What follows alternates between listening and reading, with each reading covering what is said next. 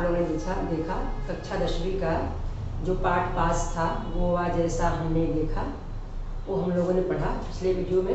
और आगे का जो लेसन है, जो पाठ है, उसका नाम है गिरिधर नागर। क्या नाम है? गिरिधर नागर।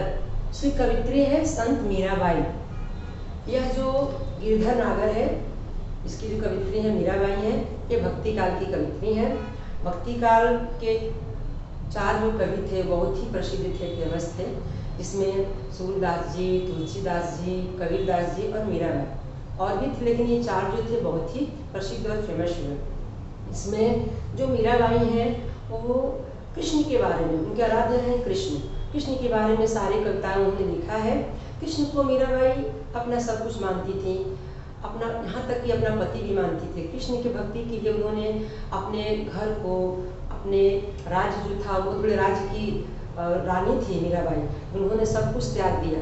उन्होंने लोक लाज सब कुछ उन्होंने नहीं देखा और कृष्ण के भक्ति में सब कुछ त्याग दिया, घर से निकल गए और जो संत लोग हैं उनके साथ रहने लगी। उनके साथ, क्योंकि उनको पता था कि संत के साथ रह के हम कृष्ण की भक्ति को प्राप्त कर सकते हैं, कृष्ण को सब कुछ बना सकते हैं। उन्होंने कृष्ण के लिए सब कुछ किया और एक मतलब बोलते एक संत बन गई, एक जोगिनी की तरह बन गई। कृष्ण के सिवा उनको कुछ नजर ही नहीं आता था और इसके लिए उन्होंने भक्ति रस में उन्होंने बहुत सारे कविताओं को गाया, बहुत सारे कविताओं को लिखा, बहुत सारे कविता उन्होंने कृष्ण के बारे में लोगों के सामने रखा, बताया, अपने प्रेम को वर्णन किया। तो आज हम पढ़ेंगे भक्ति काल की जो बहुत ही प्रसिद्ध कवित्री हैं संत मीराबाई, उनकी कविता। उनकी सारी कविताएं कृष्ण के ऊपर आधारित होती हैं। तो ये भी कविता जो है गिरिधर नागर, वो कृष्ण के ऊपर ही आधारित है। गिरिधर, गिरि एक पर्वत का नाम है, आप लोगों को पता होगा। जो कृष्ण जी ने गिरि पर्वत को अपनी उंगलियों पर धारण किया था, उठाया था, तो उनके बारे में कहा गिरिधर नागर, यानी कि गिरि पर्वत को उठाने वाले, जो धारण करने वाले थे कृष्ण, उनकी कविता, उनके बारे में मीराबाई ने कविता लिखा है। तो कविता मैं आपके सामने रखने जा रही हूँ, जिसका पहला 3 पैराग्राफ है, जिसमें पहला उसका पैराग्राफ है, उसमें मीराबाई ने जो बताया है मैं आपके सामने रखने जा रही हूँ। तो पढ़ते हैं बच्चों, मीराबाई की स्लाइड पे ध्यान दीजिए।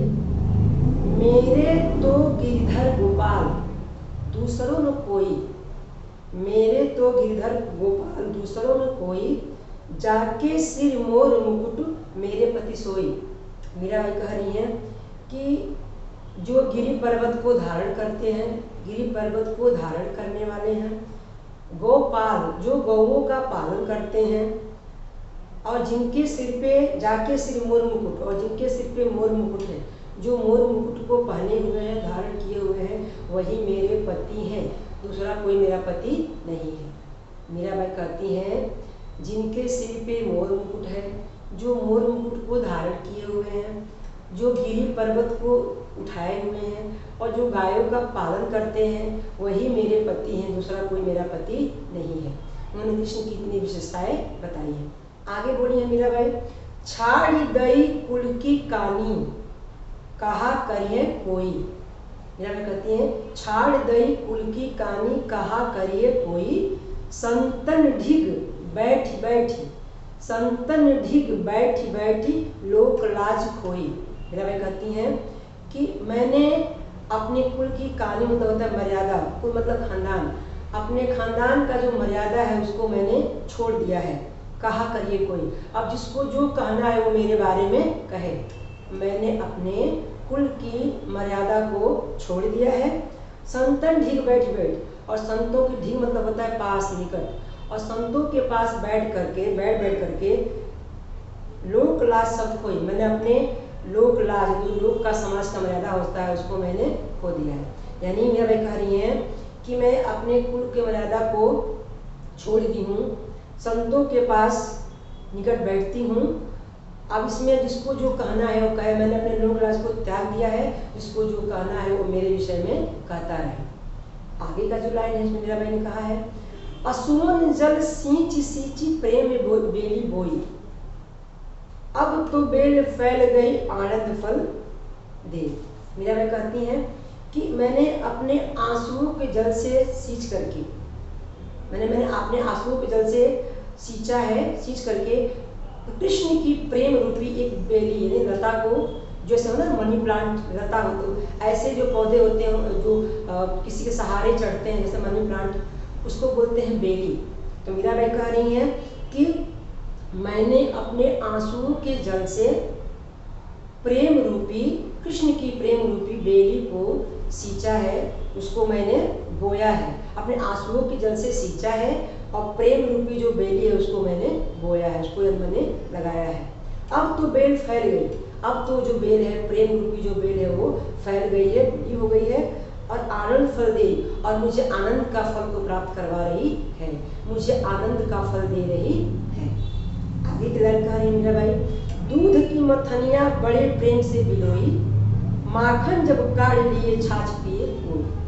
मीराबाई कह रही है कि जैसे समाज में लोग दूध को मथनी से मथते हैं और उसमें से माखन को निकाल देते हैं, तो जिस तरह केवल उसमें छाछ बच जाता है, यानी कुछ भी नहीं बच जाता है, माखन निकालने के बाद कुछ भी नहीं बचता है, उसी तरह मीराबाई बोल रही हैं कि मैंने भी अपने अंदर, अपने आत्मा के अंदर जो है उसको, हृदय को मैंने मथनी की तरह भिगोया है और उसमें से मैंने कृष्ण रूपी मक्खन को निकाला है, अर्थात कृष्ण के प्रेम को मैंने प्राप्त कर लिया है, निकाल लिया है, और बाकी जो बच गया है वो पूरा छाछ बच गया है, वो उसका कुछ महत्व नहीं है। अर्थात मैंने अपने भक्ति में जिस तरह दूध को भिगोते हैं, मैंने अपने भक्ति को मत करके उसमें से कृष्ण रूपी मक्खन को मैंने प्राप्त कर लिया, अर्थात मैंने निकाल लिया है।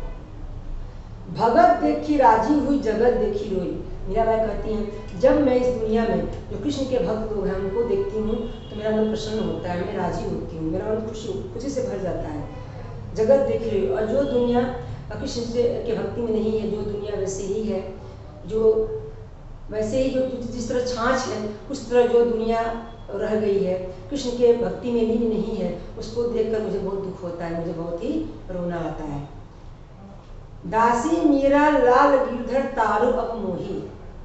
मीराबाई अपने आप तो कृष्ण की दासी मानती हैं, चेरी मानती हैं, सेविका मानती हैं। कह रही है मीराबाई कहती हैं लाल गिरधर, लाल मतलब होता है बेटा, गिरधर, हे नंद जी के पुत्र, हे लाल, हे गिरधर, हे गिरी पर्वत को धारण करने वाले, आप मुझे अब तारिए, यानी मुझे इस भवसागर से, यानी जो ये जो जीवन का सागर चल रहा है इससे मुझे तार दीजिए, यानी मुझे मुक्ति दीजिए, मुझे यहाँ से पार लगाइए। तो मीराबाई ने इस पैराग्राफ में कहा, आपने देखा है कि पूरे पैराग्राफ में कहा है कि मैं फिर से रिपीट करती हूँ कि मेरे पति वो हैं जो गिरी पर्वत को धारण करते हैं, जो गायों का पालन करते हैं और जिन्होंने अपने सिर पर मोर मुकुट को धारण किया हुआ है, मेरे पति वही हैं और कोई नहीं है। दूसरी लाइन मीराबाई बोल रही है कि मैंने छाड़ दी कुल की कहानी, इसमें बोली है कि मैंने अपने कुल की मर्यादा को छोड़ दिया है और संतों के साथ, संतों के पास बैठती हूँ और बैठ करके मैंने लोक लाज को भी त्याग दिया है। अब इसके लिए जिसको जो कहना है, समाज को जो कहना है वो मेरे बारे में कहता रहे। आगे लाइन में कहा है असुवन जल सींच सींची, इसमें कहा है कि मैंने आंसुओं के जल से सींच करके कृष्ण के प्रेम रूपी बेली को लगाया है।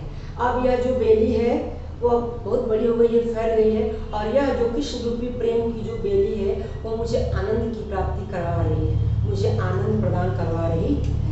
तो मीराबाई कहती हैं दूध की मथनियाँ बड़े प्रेम से भिगोई। मीराबाई कहती हैं जिस तरह दूध को मथते हैं ना, मथनी से मक्खन निकालने के लिए, तो बड़े प्रेम से जिस तरह लोग उसको भिगोते हैं, मथते हैं और उसमें से मक्खन को निकालते हैं, उसी तरह मैंने अपने भक्ति को, अपने जीवन के जो रस है, जो जीवन है, उसमें से मैंने भिगो करके, मत करके कृष्ण रूपी भक्ति को निकाल लिया है, कृष्ण रूपी मक्खन को मैंने निकाल लिया है। अब केवल छाछ बच गया है, अब इस छाछ को जिसको लेना है वो ले, अर्थात जो कृष्ण के भक्त नहीं होंगे वो इस छाछ को प्राप्त करेंगे। अर्थात मीराबाई ने कृष्ण की भक्ति पे ज़्यादा महत्व दिया है और उनको एक घी के रूप में दर्शाया है, जो घी होता है उसके रूप में उन्होंने दर्शाया है। अर्थात उन्होंने इसमें यहाँ यह संदेश देने की कोशिश किया है कि हमें भी घी की तरह कृष्ण के प्रेम को समझना चाहिए और उसको प्राप्त करना चाहिए। भगत देखी राजी हुई, जगत देखी रोई। मीराबाई कहती हैं इस दुनिया में अगर मैं भक्त लोगों को देखती हूँ, कृष्ण के भक्त के लोगों को देखती हूँ तो मेरा मन बहुत ही प्रसन्न होता है, और जो लोग कृष्ण के भक्त नहीं होते हैं उनको देखती हूँ तो मेरा मन रोता है, मेरा मन बहुत ही दुखी होता है। दासी मीरा लाल गिरधर तारू अब मोही। मीराबाई कहती हैं, अपने आप को कृष्ण की दासी मानती हैं और कहती हैं, मैं आपकी सेविका हूँ। हे गिरधर गोपाल, पर्वत को धारण करने वाले, आप आइए और मुझे इस दुनिया से तारिए, मुझे इस दुनिया से मुक्ति दीजिए, अर्थात ये जो भव सागर है इससे मुझे पार लगाइए। आगे का जो पैराग्राफ है इसमें मीराबाई कहती हैं, हरि बिन पूर्ण गति मोरी, हरि मतलब ईश्वर भगवान, तुम मेरे प्रतिपाल कहिए मैं रावरी चेरी। चेरी मतलब भी होता है दासी, सेविका। मीराबाई कहते हैं, हरि बिन पूर्ण गति मेरी, कि हे प्रभु आपके बिना मेरी कौन सी गति होगी, यानी मेरी क्या स्थिति होगी। तुम मेरे प्रतिपाल कहियो, आप मेरे प्रतिपालक हो, मेरे पालन हार हो, और मैं रावरी चेरी, और मैं आपकी दासी हूँ, आपकी सेविका हूँ। मीराबाई कहती हैं, हे प्रभु आपके बिना मेरी क्या गति होगी, मेरी क्या स्थिति होगी, अगर आप नहीं रहेंगे तो मेरी क्या स्थिति होगी। आप मेरे प्रतिपालक हो, अर्थात आप मेरे पालनहार हो, और मैं आपकी दासी हूँ। आगे उन्होंने कहा है, आदि अंत निज नाव तेरो हिमाय फेरी। मेरा कहते हैं आदि अंत अर्थात जीवन पर्यंत रात दिन मैं आपके नाव को ही फेरती रहती हूँ, माला फेरती रहती हूँ, जपती रहती हूँ, अर्थात मैं हमेशा दिन रात आपका ही नाम जपती रहती हूँ, आपका नाम लेती रहती हूँ। बेर बेर पुकार कहूँ प्रभु आरती है तेरी। मीराबाई कहती हैं कि बेर यानी बार बार मैं आपको ही पुकारती हूँ, आपका ही नाम लेती हूँ, और आरती मतलब यहाँ पे होता है लालसा, इच्छा, और मुझे आपकी ही इच्छा है, आपको ही देखने की, पाने की चाहत है। मीराबाई कहती हैं, मैं बार बार बेर बेर आपका ही नाम पुकारती हूँ, और मुझे आपकी ही इच्छा है, आपकी ही लालसा है। यूं संसार विकार सागर बीच में घेरे। मीराबाई कहती हैं, ये जो संसार है विकारों से भरा हुआ है। विकार मतलब ईर्ष्या, नफरत, द्वेष, लोगों के अंदर अभिमान सब भरा पड़ा है। ऐसे विकारों के बीच मैं संसार में घिर गई हूँ। हे प्रभु मैं ऐसे विकारों के बीच में इस संसार में घिर गई हूँ। नाव फाटी प्रभु पाल बांधो भूलत है बेरी। मेरा कहते हैं ऐसे संसार में बीच सागर में मैं फंस गई हूँ, और मेरी जो जीवन रूपी जो नाव है वह इस बीच में सागर में आकर के फट गई है। हे प्रभु आप आइए, और उसका पाल, जो नाव का पाल, क्या जो नाव जो रस्सी होता है, रस्सी ऐसे जो बंधा रहता है उसको बोलते हैं पाल। आप मेरा पाल टूट गया है, फट गया है, आप आइए और उस पाल को बांधिए। और बुलंद है बेड़ी, बुलंद डूबना, और बेड़ी मतलब वो नाव, जो मेरी बेड़ी है, जो मेरा बेड़ा है, मतलब वो नाव वो डूब रहा है, आप उसको पाल बांध करके मुझे बचाइए। मेरा कह रही है कि यूं संसार विकार सागर बीच में घेरी। यह जो संसार है वो विकारों से भरा हुआ है। मैं इस संसार के बीच में आके घिर गई हूँ, और इस बीच में, संसार के बीच में आकर के मेरे जो जीवन का जो नाव है वो आकर के यहाँ पे डूब रहा है, अर्थात मेरे नाव का जो पाल है, जो रस्सी है वो फट गया है। तो हे प्रभु मैं चाहती हूँ कि आप आइए, उस नाव के पाल को, रस्सी को बांधिए, और मेरी बेड़ी को, अर्थात मेरा जो ये नाव है उसको डूबने से बचाइए। फिर आगे मीराबाई कहती हैं, बिरहड़ी पीऊ की बाट जो है राक्षुर नेरी। विरहड़ी अपने आप को कहती है, विरहड़ी जो विरह करती है, जो अपने पति के प्रेम को विरह में व्याकुल रहती है, उसका राह देखती है, उसके बारे में मीराबाई बिरहड़ी अपने आप को कही है। और पीऊ कृष्ण भगवान को कही है, वो कृष्ण भगवान को अपना पति मानती है, जो शुरू में ही बता दिया गया है, उन्होंने बताया है। तो कहते हैं बिरहड़ी पीऊ की बाट जो है, यानी मैं बिरहड़ी, मैं आपकी बिरहड़ी हूँ और आप मेरे प्रियतम हैं। हे प्रभु मैं आपकी बाट, यानी मैं आपकी राह देख रही हूँ।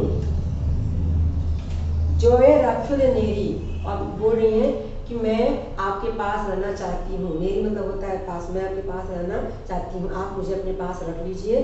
दासी मीरा राम रटत है, मैं शरण हूँ तेरी। मीरा भाई बार बार अपने आप को कृष्ण की दासी मानती हैं, सेविका मानती, कह रही हैं कि हे प्रभु मैं आपकी दासी हूँ, और मैं हमेशा आपका ही नाम, राम नाम जपती रहती हूँ।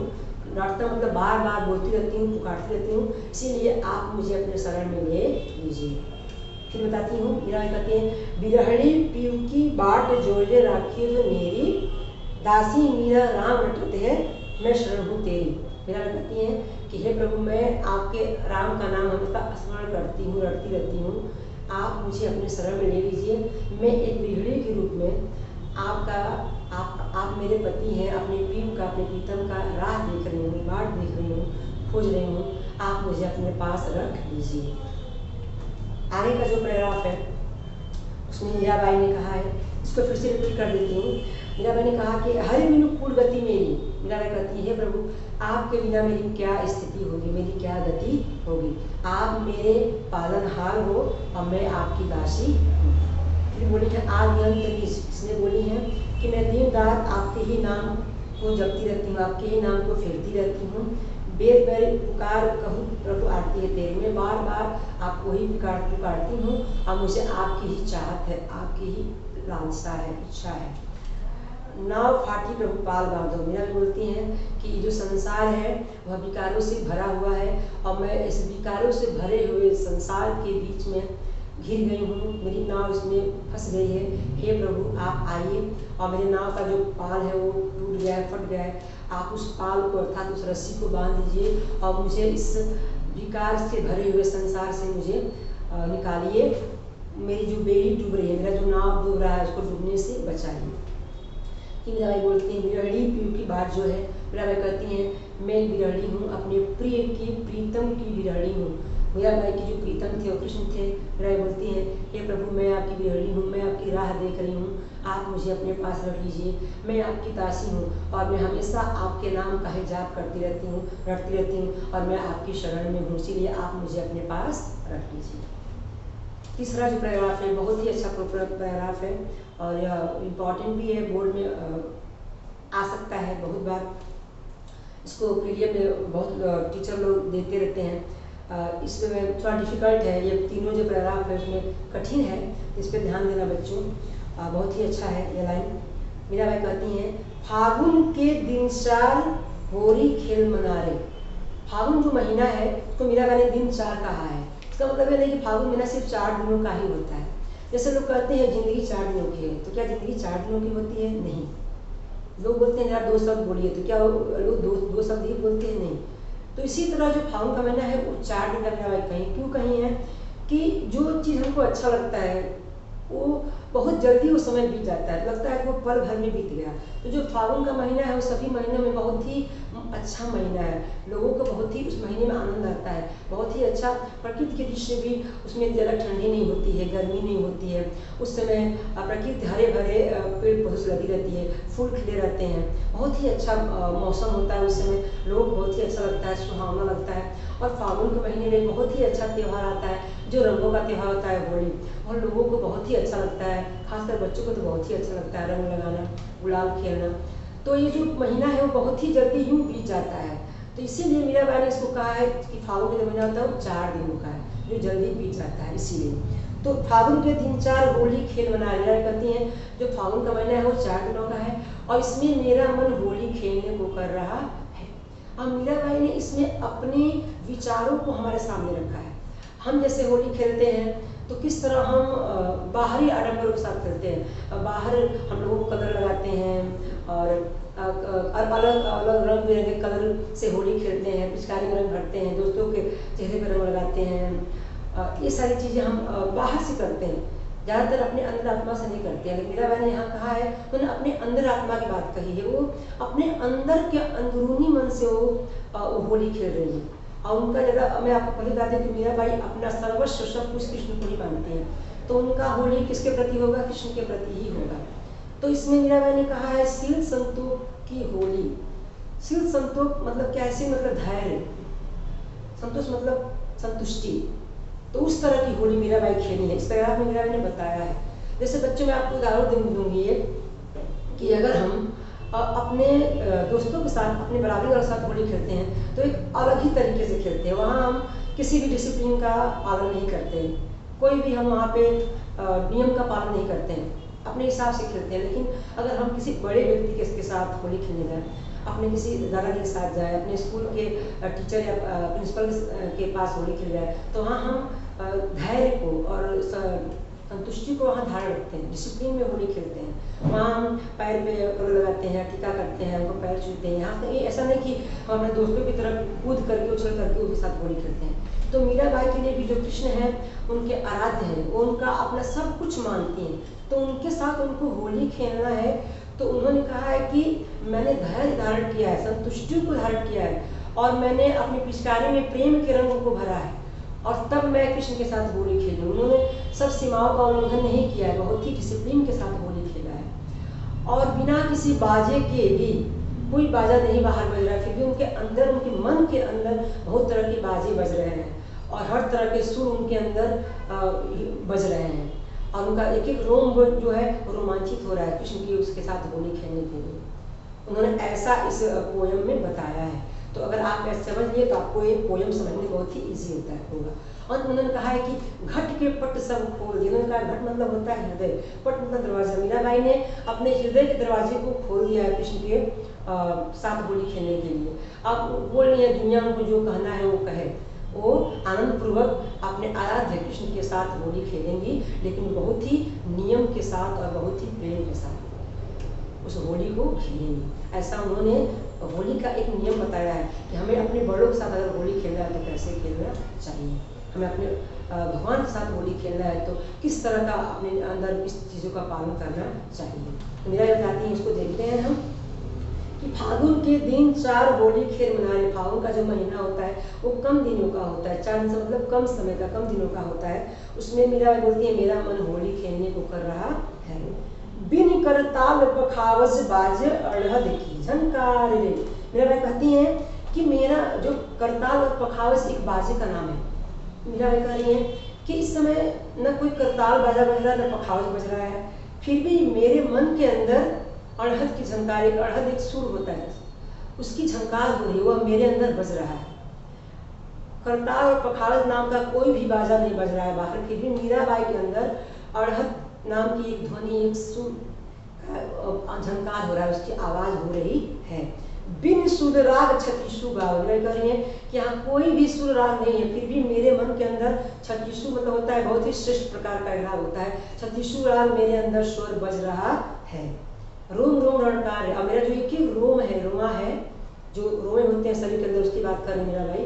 तो मेरा एक ही रोम है, रोम जो है वो रोमांचित हो रहा है, वो खुशियों से प्रफुल्लित हो रहा है। यानी कृष्ण के साथ होली खेलने के लिए मुझे बाहर के किसी भी आडंबर की जरूरत नहीं है, बाहर कोई भी बाजा नहीं बज रहा है, करताल पखावज नाम का कोई भी बाजा बाहर नहीं बज रहा है, फिर भी मेरे अंदर अड़हन नाम की झंकार हो रही है, ध्वनि गूंज रही है, कोई भी राग नहीं बज रहा है, फिर भी मेरे अंदर छत्तीसु राग, सर्वश्रेष्ठ राग जो होता है वो मेरे अंदर बज रहा है, चल रहा है, और मेरा एक एक रोम रोमांचित हो रहा है, अर्थात मेरा एक एक रोम खुशी से प्रफुल्लित हो रहा है, प्रसन्नता को प्राप्त कर रहा है। फिर मीराबाई क्या कहती हैं, शील संतोष की केसर होली। बताइए आपको, शील मतलब धैर्य, संतोष मतलब संतुष्टि, केसर रंग, केसरी रंग, केसरी रंग यहाँ क्यों कहा गया, यहाँ लाल पीला रंग क्यों नहीं कहा गया, हरा रंग क्यों नहीं कहा गया। केसरी रंग जो होता है बच्चों को साधुओं का होता है, संतों का होता है, जो थोड़ा सा देखो गेरुआ वस्त्र होता है जो लोग पहनते हैं, सात संत लोग पहनते हैं, उसको बोलते हैं केसर। तो मीराबाई यहाँ एक संत है, एक भक्त है, तो उसी रंग के बारे में बात करेंगे। तो वो बोल रही है कि मैंने धैर्य और संतुष्टि के साथ केसर रंग को घोला है और प्रेम प्रीत पिचकार है, और मैंने उस रंग को प्रेम और प्रीत के साथ है। उड़द गुलाल लाल है अंबर, आकाश में गुलाल उड़ रहे हैं और पूरा आकाश लाल हो गया है, बरसत रंग अपार है और चारों तरफ रंगों की बारिश हो रही है। फिर मीराबाई कहती हैं, घट के पट सब खोल दिए हैं, लोक लाज सब लार रे। मीराबाई कहती है मैंने, घट मतलब हृदय, अपने हृदय के पट मतलब दरवाजा, अपने हृदय के दरवाजे को खोल दिया है और सारे लोक लाज को, समाज का जो लोक है, लज्जा है, जो डर है, मैंने सबको डांट दिया, अलग रख दिया, सबको त्याग दिया है। मुझे किसी प्रकार का डर नहीं है, क्योंकि मैं अपने दिल से, हृदय से अपने आराध्य कृष्ण के साथ होली खेल रही हूँ। होली किस तरह खेल रही हूँ, प्रेम की पिचकारी से और धैर्य और संतुष्टि के साथ, कोई भी सीमा को तोड़कर नहीं। मीरा के प्रभु गिरिधर नागर चरण कमल बलिहारी। मीरा कहती हैं कि मेरे प्रभु आप गिरिधर नागर हो, आप गिरि पर्वत को धारण करने वाले हो और मैं आपकी चरणों में बलिहारी हूँ, आप मुझे अपना लीजिए। फिर से इस पैराग्राफ को बोलती हैं, कहती हैं कि होली के जो दिन है वो 4 दिनों के होते हैं, अर्थात कम दिनों के होते हैं, और मीरा कहती है मेरा मन इसमें होली खेलने को कर रहा है। इस समय मेरे मन के अंदर बाहर कोई भी करताल या पखावज नाम का बाजा नहीं बज रहा है, फिर भी मेरे मन के अंदर अड़हन नाम की एक ध्वनि है, वो झंकार दे रही है, यानी आवाज दे रही है, बज रहा है। बिन सुर राग छत्तीसु गावे रोज रोज ललकार वे, कह रही है बिना किसी राग के, यहाँ कोई राग नहीं बज रहा, फिर भी मेरे मन के अंदर छत्तीसु राग जग रहे हैं और बज रहे हैं, और मेरा एक एक रोम रोमांचित हो रहा है, रोम के एक एक रोम के अंदर मेरा रोम जो है खुशी से प्रफुल्लित हो रहा है, उसमें प्रसन्नता भर गई है। शील संतोष की केसर बोली बरसत रंग अपार है, कहती हैं मैंने धैर्य से मतलब धैर्य और संतोष मतलब संतुष्टि को धारण किया है, और उसमें केसर रंग को घोला है। केसर रंग मैंने शील संतोष को भी मिलाया है, और मैं ऐसे रंग को अपने प्रेम और प्रीत की पिचकारी में मैंने भरा है। और बरसत रंग उड़द गुलाल राम लाल भय अंबर बरसत रंग अपार है, और पूरे आकाश में गुलाल उड़ रहे हैं और रंगों की बारिश हो रही, अपार मतलब बहुत ज़्यादा मात्रा में रंगों की बारिश हो रही है। घट के पट सब खोल दिए हैं लोक लाज सब डार, कह रही है मैंने अपने हृदय के दरवाजे को खोल दिया है, मैंने सारे लोक लाज को त्याग दिया है, अलग रख दिया है, मुझे किसी भी चीज़ का डर नहीं है, मैंने अपने हृदय दरवाजे को खोल दिया है और लोक लाज को अलग त्याग दिया है, और इस तरह मैं कृष्ण के साथ अपने हृदय से होली खेलना चाहती हूँ, होली खेल रही हूँ, अपने मन के अंदर ही होली खेल रही हूँ।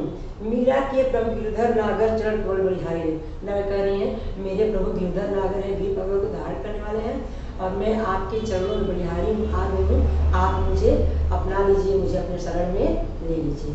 ऐसा कि बच्चों आप देख रहे हैं, सही बात है, अगर कोई व्यक्ति मन से खुशी होता है तो बाहर कोई भी खुशी नहीं है, कोई भी बाजा नहीं बजता है, कोई भी उमंग नहीं रहता, फिर भी वो इंसान मन के अंदर इतना खुश रहता है। जैसे लोग बोलते हैं मन में लड्डू फूटना, तो क्या मन में सही में लड्डू फूटता नहीं, वो इंसान मन के अंदर से इतना खुश होता है कि वो अपने अंदर के भाव को बयान नहीं कर सकता, मन ही मन बहुत ही खुश होता है, उसको सब कुछ मिल जाता है। उसी तरह मीराबाई मन के अंदर कृष्ण से होली खेल रही हैं, बिना बाजे के उनके मन के अंदर बाजा बज रहा है, उनका एक एक रोम के अंदर रोमांच हो रहा है, बिना सुर के उनके अंदर सुर बज रहा है, और वो मन ही मन कृष्ण से होली खेल रही है। प्रेम के पिचकारी उन्होंने कलर भरा है, कलर भी कौन सा केसर रंग का भरा है, जो भक्तों का रंग होता है, भगवान का रंग होता है, और उन्होंने अपने अंदर शील और संतोष को संतुष्टि को धारण करके रंग भरा है, और अपने हृदय दरवाजे को उन्होंने खोल दिया है, और खुशी पूर्वक वो कृष्ण के साथ मन ही मन होली खेल रही हैं, बहुत ही खुश हो रही हैं। उन्होंने समाज के लोग को उन्होंने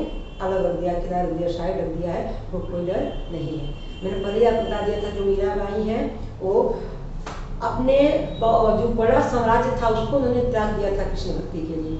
मीराबाई की एक कहानी है कि वो बहुत ही बड़े साम्राज्य की राज्य की बेटी थी, और उनकी शादी बहुत बड़े राज्य में हुई थी। उनके पति का नाम था राणा था, वो उनके ऊपर बहुत ही प्रताड़ना किए, उनके सास ने भी, उन्होंने भी बहुत ज़्यादा उन्होंने दुख दिया, लेकिन फिर भी वो हिम्मत नहीं हारी और कृष्ण की भक्ति में लीन थी। उन्होंने अपने राज्य को भी, इतने बड़े साम्राज्य को भी त्याग दिया। उनकी सास तो उनको बावरी भी कहते थे कि तो पागल हो गई है, पूरे कुल मर्यादा को ये नाश कर रहे, फिर भी उन्होंने नहीं माना और कृष्ण के लिए अपना सब कुछ न्यौछावर किया। कृष्ण से आजीवन भक्ति करती रही। तो मीराबाई से हमको ये सीख लेना चाहिए कि अगर हम अपने आराध्य से अगर भक्ति करते हैं तो उसमें कोई भी रुकावट या बाधा आए, हमें डरना नहीं चाहिए, हमें अपने आराध्य से भक्ति करते ही रहना चाहिए। दुख सुख तो जीवन के अंग होते हैं, आते जाते रहते हैं। बहुत लोग क्या करते हैं कि दुख में भगवान को याद करते हैं, सुख में नहीं याद करते हैं, एक गलत बात है। हमें मीराबाई से सीख लेना चाहिए कि मीराबाई के जीवन में कितना दुख है, उनके घर वालों ने कितना उनको भला बुरा कहा, कितना प्रताड़ना किया, कितना दुख दिया, फिर भी वो अपने इतने राजसी ठाट बाट को त्याग करके संतों के साथ चले गए। उनके पास बैठ करके उन्होंने कृष्ण की भक्ति किया, क्योंकि उनको पता था कि मैं बाहर जाकर संतों के पास अगर जाऊंगी तभी मैं कृष्ण की भक्ति कर सकती हूँ, और कृष्ण की भक्ति से ही कृष्ण मुझे प्राप्त हो सकते हैं, उस तरह मुझे भी कृष्ण प्राप्त नहीं हो सकते हैं। उन्होंने सब कुछ त्याग दिया। तो हम अगर इतना भी नहीं कर सकते हैं तो कोई बात नहीं, लेकिन कम से कम अपने घर में रहकर, परिवार के साथ रह के भी दुख और सुख में भी हम भगवान को याद कर सकते हैं। अगर दुख भी आए तो दुख में तो हम करते ही हैं, सुख में भी हमें भगवान को याद जरूर ही करना चाहिए। और जिस तरह मीराबाई कहती है कि बाहर भी दिखावा की जरूरत नहीं है, रखना की जरूरत नहीं है, हम अपने अंदर भी भगवान का स्मरण कर सकते हैं, उनका मनन कर सकते हैं। हमारे पास नहीं है टाइम भगवान का नाम लेने के लिए, उनका बैठ के माला जपने के लिए, पूजा करने के लिए, तो हम काम करते हुए भी भगवान का मनन कर सकते हैं। जैसे मीराबाई ने कहा है कि वो मन के अंदर ही भगवान के साथ होली खेल रही है, सब कुछ को त्याग करके और करके, बाहर कुछ भी नहीं है, फिर भी अपने मन के अंदर होली खेल रही हैं, तो भी भगवान कृष्ण उनको देख रहे हैं, उनकी भावनाओं को समझ रहे हैं। अगर हम सच्चे दिल से अपने मन के अंदर ही भगवान को अगर स्मरण करेंगे, भगवान उस चीज़ को समझेंगे। और बच्चों, इस दुनिया में भगवान तो है ही है, ईश्वर तो है ही है, क्योंकि हमको जो वो अभी एग्जाम्पल मिल रहा है जो कोरोना वायरस का, वो आप देख रहे हैं कि भगवान तो है ही है। अगर भगवान नहीं है तो इस सृष्टि नहीं है। भगवान चाहे तो कुछ भी कर सकते हैं, क्या नहीं कर सकते। हमें इस जो 24 घंटे का समय होता है, हम अपने इंजॉय में इस समय को पूरा लगा देते हैं। जो भगवान अगर एक पल भी हमको न देखें तो हमारा पता नहीं क्या होगा, दुनिया का प्रलय हो जाएगा। तो हमारा भी फर्ज बनता है कि 24 घंटे में कभी न कभी भगवान को कुछ क्षण के लिए याद जरूर ही कर लें, चाहे वो कोई भी वक्त हो, सुबह हो, दोपहर हो, रात हो, शाम हो। हम किसी भी क्षण भगवान को अपने हृदय में मनन कर सकते हैं।